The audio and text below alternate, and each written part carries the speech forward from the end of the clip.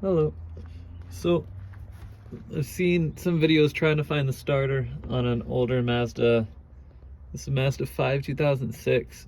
I'm gonna try to get a video of it. So here's the oil something, I don't know. But just past that, and I need to actually move the flashlight here.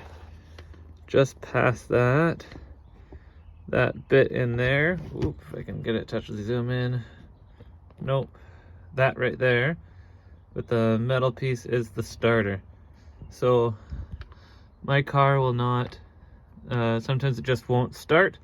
The battery's on, everything's fine, it just won't turn over, like click, do anything. So let's see if you can still kind of see the outline there. So what I've done is grabbed a hammer and then just try to find a pathway in. There you go. And all I did was bang it a few times. Didn't even need to bang it that hard. Wiggled some things around and it actually started. So yeah, hopefully this helps you in the future. That thing right there.